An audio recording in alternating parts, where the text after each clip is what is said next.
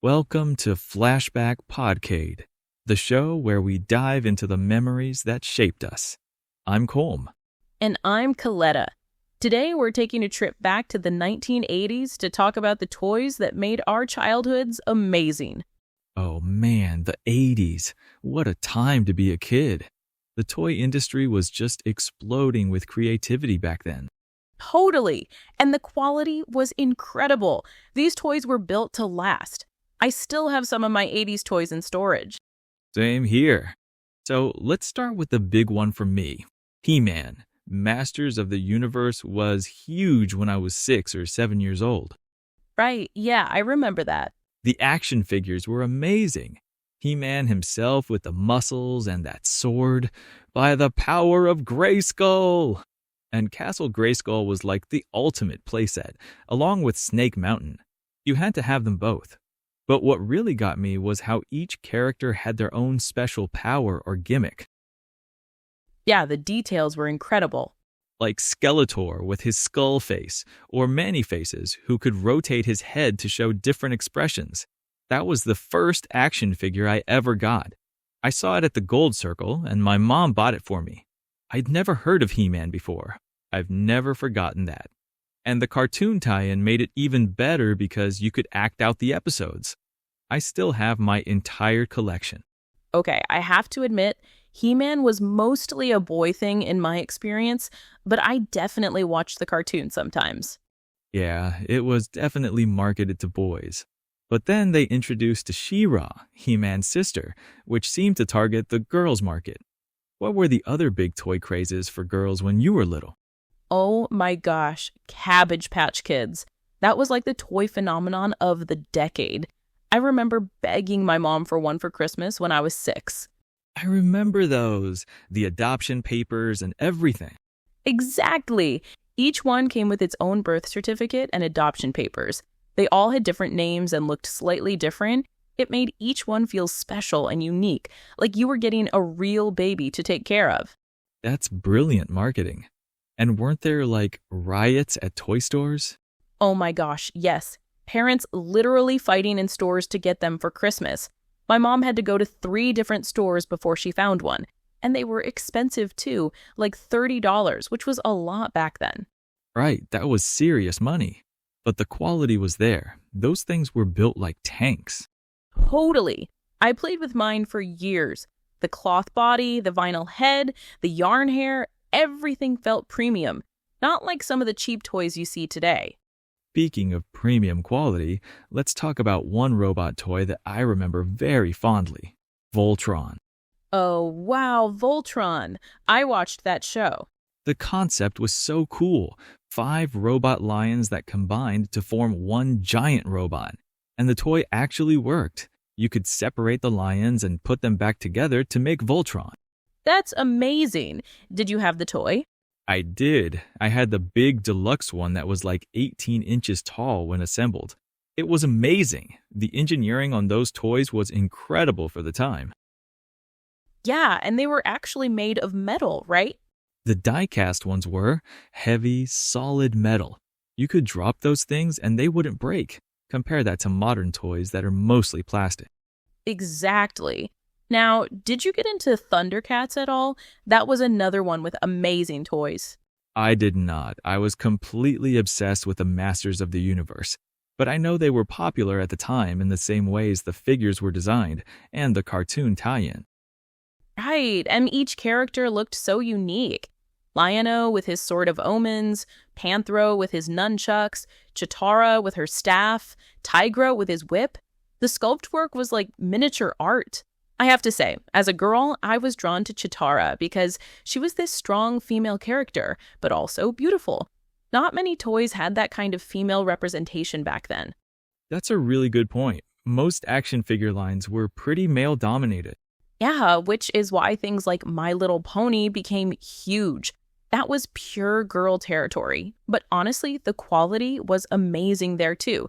Each pony had their own special cutie mark and personality, with hair you could brush and style, plus all the accessories, the combs, the ribbons, the little styles. It was a whole world to get lost in. Now, let me ask you about some of the weirder toys. Did you ever have muscle figures? Oh my god, those tiny pink wrestling figures? Yes. They were so random. They were. Millions of unusual small creatures lurking everywhere. Each one was maybe 2 inches tall, made of this weird pink rubber, and they all had these bizarre designs. Right, like some had multiple heads or weird body shapes. And they were super cheap, like 4 for $1 or something. Then they sold bigger packs also. One of the funny things is, these figures were actually sold in a little plastic trash can, so you'd end up with hundreds of them. They came out with different colored ones too. I kept mine in a big shoebox and would just dump them out and play wrestling matches. That's so funny. They were like the opposite of the premium toys we were talking about, but they had their own charm. Absolutely. And speaking of small collectibles, what about battle beasts? Those were incredible. Oh wow, I forgot about those. The little animals with weapons? Yes, each one was an animal character with armor and weapons, and they had this heat-sensitive sticker on their chest that would reveal their element when you rubbed it. Right, fire, water, or wood, right? Exactly, and that determined who could beat who in battle. Fire beats wood, wood beats water, water beats fire. Simple, but genius. Like rock, paper, scissors, but with awesome animal warriors? That heat-sensitive technology seemed so high-tech at the time. Totally, and believe it or not, I still have all my figures in a collection that I kept from my childhood. That's so cool. Now that I think about it, they kind of remind me of the robots Mega Man fought in the X series, but that's a completely different discussion for another time. Good point. Let's not forget some of the other big hits. What about Rubik's Cube? That wasn't exactly a traditional toy, but it was everywhere. Oh my gosh, yes. Everyone had one, but nobody could actually solve it. I remember spending hours just randomly turning the sides. I never could solve one of those things, but then you had some people who could solve it in like 30 seconds. I thought they were geniuses. Very impressive. And what about G.I. Joe? That was huge for boys, right? Oh man, G.I. Joe was massive. The real American hero line with the smaller action figures, not the big 12-inch dolls from before. Right, the 3 3/4-inch ones. Exactly. Snake Eyes was the coolest, this silent ninja in black armor, and the vehicles were incredible. The tanks, helicopters, jets. Some of those playsets were enormous. I remember the commercials. They looked so realistic, like miniature military equipment. And the file cards on the back of the packages. Each character had their own biography, hometown, specialties. They made them feel like real people with real stories. That's great storytelling. You know what else had amazing storytelling? Care Bears. Those were big when I was little. Oh, right. Each one had their own personality and power, right? Exactly. Like Tenderheart Bear had a heart on his belly and was the leader. Grumpy Bear was blue and always cranky. Cheer Bear was pink and super happy. The belly badges told you everything about their character. That's brilliant character design. Simple but effective. And they were so soft and cuddly, perfect for bedtime. I think that's what separated the great 80s toys from everything else. They understood that play wasn't just about action, it was about emotion and imagination. That's such a good point. These toys encourage storytelling. But how about some of the electronic toys? Like Simon, that memory game with the colored lights and sounds. Oh yes, red, yellow, blue, green. You had to repeat the sequence as it got longer and faster. That thing was addictive, and it was perfect for parties because everyone could take turns trying to beat the high score. Right. You know what I think made the 80s special for toys? There was this perfect balance between high-tech and low-tech. You had these amazing, detailed action figures alongside simple but brilliant concepts. Absolutely. And the toy companies were taking real risks, trying new things. Like, who would think tiny pink wrestling figures would be a hit? But they understood that kids loved weird, unexpected stuff. Exactly. And they weren't afraid to make toys that were actually challenging. These weren't dumbed-down products. Kids were expected to use their imagination and figure things out. That's such a good point. Modern toys sometimes feel like they do all the work for you. 80s toys made you the storyteller, the director of your own little movies. Definitely. And think about how many of these toys became cultural phenomena that are still popular today. Almost all of them have had reboots and new versions. Because the core concepts were so strong. Great characters, solid storytelling, and toys that actually worked well and looked amazing. And let's be honest, there's a nostalgia factor too. When we see these toys today, we remember being kids, having unlimited time to play, using our imagination without any limits. That's the real magic, isn't it? These toys were gateways to entire worlds. Whether you were defending eternity with He-Man or caring for your Cabbage Patch Kid, you were living in these rich fantasy spaces. Exactly. And each toy line had its own complete mythology. You weren't just buying a toy, you were buying into a universe. You know what we haven't talked about yet? Transformers. Those came out in '84 and completely changed the game. Oh my gosh, yes, robots in disguise. The commercials were so dramatic, and the fact that they actually transformed from vehicles to robots was mind-blowing. Right, Optimus Prime was the holy grail, that semi-truck that became this massive robot leader. And each one came with their own personality and backstory from the cartoon. You know what was revolutionary? Teddy Ruxpin, a teddy bear that could actually talk and tell stories using cassette tapes. Oh wow, that was like magic to kids. His mouth would move in sync with the stories, and the adventures of Teddy and Grubby in the land of Grundo were captivating. And it was so expensive, like $70 or $80, which was huge money back then. But kids who had one felt like they had the most advanced toy in the world. We cannot forget Barbie. Barbie in the 80s was all about career exploration.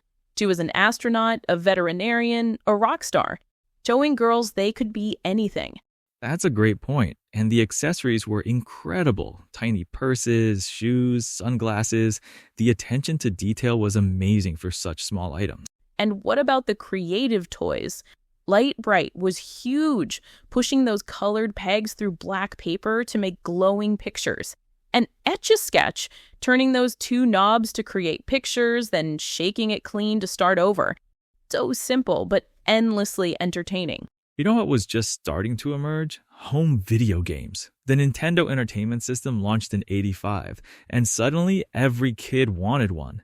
I remember staying up all night long at a friend's house playing Super Mario Bros. As I still had an Atari and had not seen an NES before. Super Mario Bros. That was revolutionary. It was like having an arcade in your living room. Though it was pretty expensive, like $150. And before that, there were those little handheld electronic games. Remember the little football game with the red dots or the Pac-Man handheld? Oh yes, those beeps and blips were so futuristic, and you could take them anywhere. Car trips, waiting at the doctor's office, portable entertainment was brand new. Oh, and we can't forget the Smurfs. Those little blue figures were everywhere. PVC figures, plush toys, the mushroom houses. It was a complete world. Papa Smurf, Smurfette, Brainy Smurf, each one had their own personality, and they were small and affordable, so kids could collect the whole village. All the playsets during that era were incredible. Castle Grayskull, the G.I. Joe aircraft carrier, Barbie's dream house. They weren't just toys, they were entire environments for storytelling. Exactly. And the marketing was so smart. The toys, the cartoons, the comic books all worked together. Kids weren't just buying a toy, they were buying into a whole multimedia experience. And I think that's something we really miss today. These toy lines created shared cultural experiences. Every kid knew who Optimus Prime was or could recognize the ThunderCats theme song. Absolutely. The 80s were this amazing period where creativity, technology, and storytelling all came together in the toy industry. It was a perfect storm that created some of the most memorable toys in history. Well, I think we could talk about this for another hour, but we should probably wrap up. In fact, we could dedicate another entire episode to even more toys. Any final thoughts on what made 80s toys so special? I think it was the perfect storm of creativity, quality, and understanding what kids actually wanted. These companies weren't afraid to take risks, and they respected kids' intelligence and imagination. Couldn't agree more. Plus, they were built to last. Some of these toys are still around 40 years later, still playable, still amazing. Many of them made a huge comeback. That's a wrap on today's trip back to the 80s. Thanks for sharing your memories with us, and we'd love to hear about your favorite 80s toys in the comments. This has been Flashback Podcade. I'm Kolm. And I'm Koletta. Until next time, keep those memories alive.